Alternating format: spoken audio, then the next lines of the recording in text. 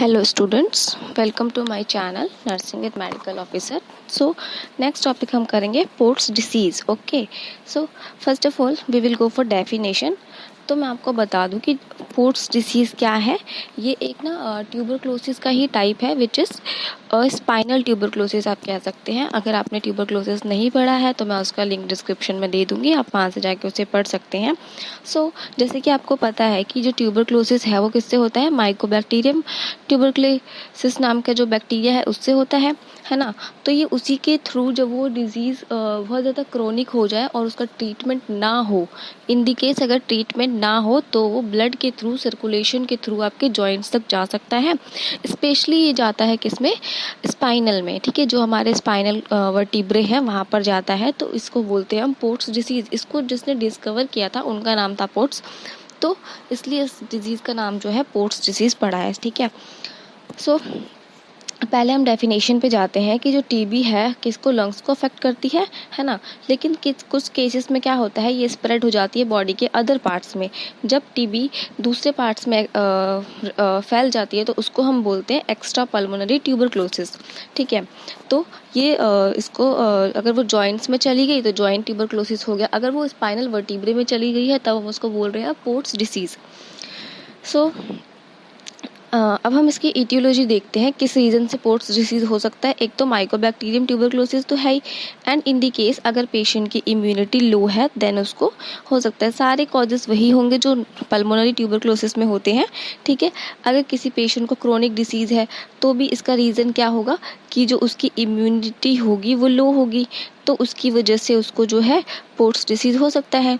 ठीक है, माल nutrition patient जो है उसको, और पुअर सैनिटेशन में अगर कोई रहता है, उसको ओवर क्राउडिंग एरिया पे कोई रहता है तो उनके चांसेस जो है बढ़ जाते हैं. ठीक है, जो पोर्ट्स डिसीज़ है वो क्या है, एक सेकेंडरी इन्फेक्शन है जिसमें कि टीबी का अगर ट्रीटमेंट ना हो तो वो सेकेंडरी इन्फेक्शन का रूप ले लेता है, जो कि पोर्ट्स डिसीज़ आगे चल के बन सकती है. ठीक है, लेकिन कब बनेगी, अगर जो बैक्टीरिया है आपके जॉइंट्स में वहाँ चला गया है वर्टिब्रे में तब बनेगी. ओके, अगर आप इसकी पैथोफिजियोलॉजी देखें तो क्या होता है, ड्यू टू इटियोलॉजिकल फैक्टर, किसी भी इटियोलॉजिकल फैक्टर की वजह से एक्सपोजर हो गया है, जो माइकोबैक्टीरियम ट्यूबरक्लोसिस है उसका एक्सपोजर हो गया है. ठीक है, तो उसकी वजह से क्या होगा, प्राइमरी ट्यूबरक्लोसिस हो गया, जो मेन आपका पल्मोनरी ट्यूबरक्लोसिस होता है वो वाला, जिसकी वजह से क्या क्या साइन सिम्टम, इसमें फीवर है, नाइट स्वेट और वीकनेस होती है. अब हम आगे देखेंगे पोर्ट्स डिसीज में क्या होता है, हीमेटोलॉजिकल स्प्रेड ऑफ माइकोबैक्टीरियम ट्यूबरक्ले, यानी कि ब्लड के थ्रू जो है क्या होता है, ब्लड के थ्रू ये जो है आपके सर्कुलेशन में चला जाता है.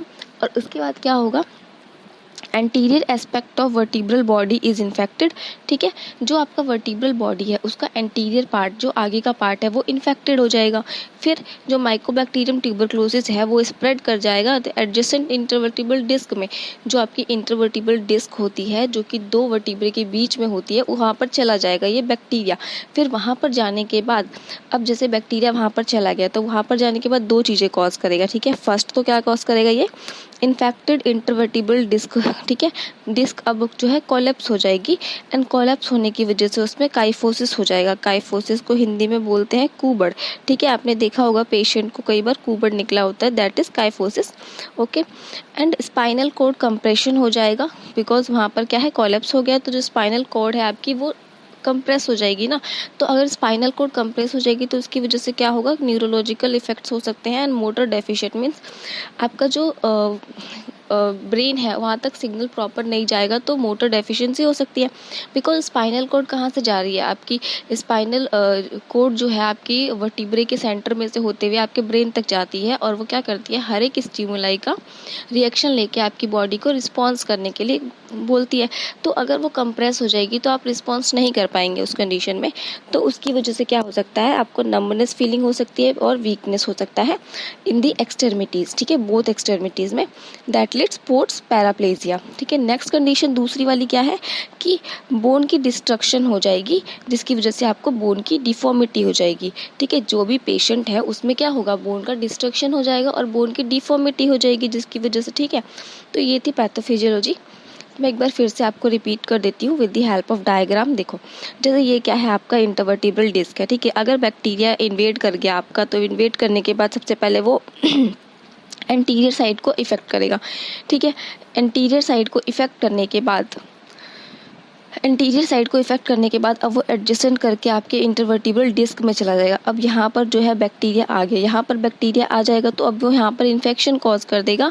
एंड इन्फेक्शन कॉज करने की वजह से क्या होगा, आपके जो वर्टिब्रल है, अब देख रहे हैं यहाँ पर जो आपके वर्टिब्रल है वो क्या हो गए हैं, कोलेप्स हो गए हैं। जो आपकी डिस्क है ना वो कोलेप्स हो गई है, बिकॉज इनके बीच का जो गैप था, जो कार्टिलेज था, जो फ्लूइड था, उसमें डेफिशिएंसी हो गई है एंड वो इन्फेक्टेड हो गया, जिसकी वजह से कोलेप्स हो गया। बिकॉज यहाँ से जाती है आपकी स्पाइनल कॉर्ड इसके सेंटर में से, तो इसके कोलेप्स होने की वजह से क्या होगा, स्पाइनल कॉर्ड भी आपकी कोलेप्स हो जाएगी। ठीक है, एंड ये फिर काइफोसिस हो सकता है, दैट इज काइफोसिस जो अभी आगे था। ये जो है काइफोसिस की कंडीशन है जिसमें कुबट जैसा दिखाई देता है पेशेंट के हम्प पे। ओके, नेक्स्ट अगर अब बात करें क्लिनिकल मैनिफेस्टेशन की, तो क्या होगा, जो नॉर्मल क्लिनिकल मैनिफेस्टेशंस है ट्यूबरक्लोसिस के वही होंगे सारे, जैसे कि लेकिन इसमें क्या होगा, बिकॉज ये बैक में होता है तो बैक पेन हो सकता है, स्वेलिंग हो सकती है, स्टिफनेस होगा बैक में, एंड एब्सेस मीन्स वहाँ पर जो है पस का फॉर्मेशन भी हो सकता है। जब ट्यूबरक्लोसिस आपका एडवांस स्टेज पे चला जाएगा तो कुछ कंडीशंस ऐसी होंगी कि न्यूरोलॉजिकल कॉम्प्लिकेशंस हो सकती हैं। ठीक है, पैराप्लेजिया या फिर पैरालिसिस हो सकता है पेशेंट को, लिम्ब शॉर्टनिंग हो सकती है चिल्ड्रंस में, और बोन की डिफॉर्मिटी हो सकती है। ठीक है, these are the clinical manifestation. And और अगर क्लिनिकल मैनिफेस्टेशन आप नॉर्मल वो वाले भी लिख सकते हैं जो नॉर्मल पल्मोनरी ट्यूबरक्लोसिस में होते हैं, जो कि ये सारे हैं कि फटीग, फीवर, नाइट स्वेट और वेट लॉस, ये सब चीज़ें नॉर्मल ट्यूबरक्लोसिस में भी होती हैं। जो पल्मोनरी वाली होती है वो वाली भी इसमें लिख सकते हैं। नेक्स्ट अब बात करते हैं डायग्नोस्टिक इवेल्युएशन की। तो क्या क्या डायग्नोस्टिक इवेल्युएशन करेंगे, सबसे पहले तो आप ब्लड टेस्ट करेंगे पेशेंट का।